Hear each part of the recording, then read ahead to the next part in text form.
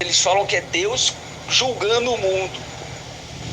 A justiça de Deus é Deus amando o mundo. Esse amor ágape é Deus perdoando o mundo. Por que a palavra perdão? Alguém teve que perder. Jesus perdeu. Por isso que é perdão, foi perdoado. Alguém perdeu. Você tem uma dívida e eu vou lá, eu pago a sua dívida. Você é perdoado, mas eu perdi. Eu perdi. Por isso que é justiça de Deus. Não foi anulada a dívida.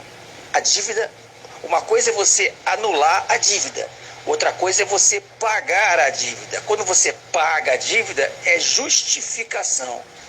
Se fosse anulada a dívida, não seria justificação. Porque aquela lei ali em Adão tinha uma consequência, uma dívida. Uma consequência que precisava ser paga. Se eu anulo aquilo só, estaria sendo feita uma injustiça. É aquela historinha bonitinha que tem, né? A mãe falou pro filho, se você fizer me desobedecer aqui, se você entrar com o pé sujo aqui na sala, você vai apanhar. Vai levar uma chibatada, uma cintada. Então a mãe, naquele momento ali, acabou de criar uma lei. Se você pisar com o pé sujo aqui, você apanha. Aí o que aconteceu? A criança pisou, transgrediu aquela lei e aquela lei precisava ser cumprida.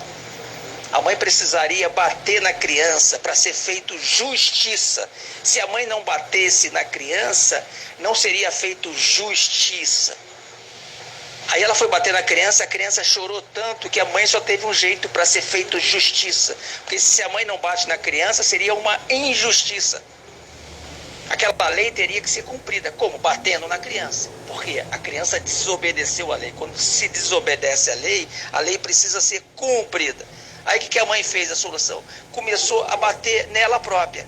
E a filha perguntou, por que a senhora está se batendo? Porque eu estou te justificando. Eu estou pagando o preço por você. Então a mãe começou a se bater. Aí foi feito justiça. Porque a mãe cumpriu a lei pela criança. É exatamente o que aconteceu com Cristo. Jesus cumpriu a justiça daquela lei, que era a morte, que estava sendo cumprida antes da cruz, caiu sobre ele. Então ele cumpriu a lei, porque Adão desobedeceu a lei. Por isso que fala que o fim da lei é Cristo, porque aquela lei foi encerrada, aquela justiça da lei que era a morte. A morte caiu em Cristo. Por isso que o fim da lei foi em Cristo, aquela justiça. Por isso que fala lá em Coríntios, fomos feitos justiça de Deus. Aí as peças se encaixam. Se descobriu a pólvora. Ué, se o evangelho não for o que a gente está falando, é o que então? O que é o evangelho? É o que esses pastores aí legalistas pregam? O Silas Malafaia falou que ganhou um carro de 400 mil em 2012. Sabe o que ele fez? Ele deu para a igreja. Só que a igreja é dele. Ele é o dono da igreja. Olha que loucura. Aí o Valdomiro Santiago falou que aquela mansão que ele tem, a fazenda, não é dele, é da igreja dele. Olha que loucura. E as pessoas continuam vivendo como escravas, porque eles não pregam o evangelho, eles não pregam o espírito de adoção, que diz que você está limpo, eles pregam o espírito de escravidão. Agora, eu não sei quanto tempo vai demorar isso aqui no Brasil, né? Será que vai durar mais o que? 100 anos de legalismos? Se o pessoal começar a continuar votando nesses deputados evangélicos, eu acho que vai durar 300 anos. Aquela história, né? O apóstolo Paulo falou, se alguém não tem o Espírito,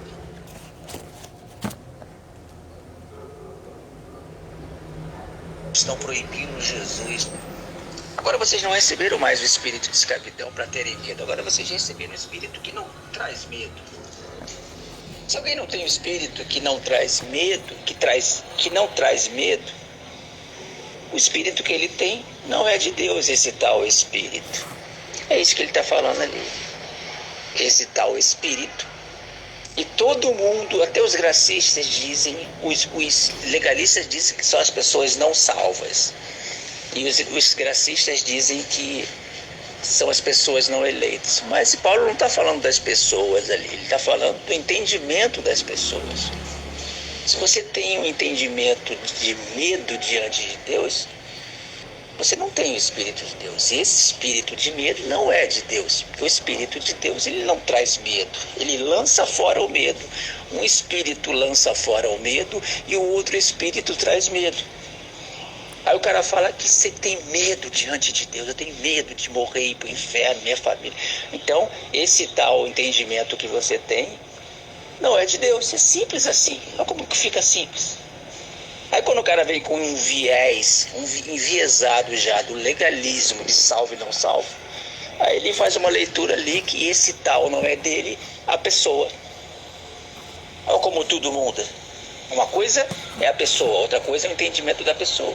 O joio e trigo, os gracistas acham que é eleito e não é eleito. Não, mas fica claro que joio é aquele que não entendeu o evangelho. O trigo é o que se curvou ao vento do Espírito. Pronto, fica fácil, né? Não fica fácil. Ó homens de dura cerviz. Dura cerviz, o que quer dizer dura cerviz? Que não se curva. E quando o pessoal fala do joio, é exatamente aquele que o vento bate, ele não se curva. E o trigo, isso aí é científico, o trigo bate e ele se curva. O joio não se curva, exatamente o homem de dura cerviz.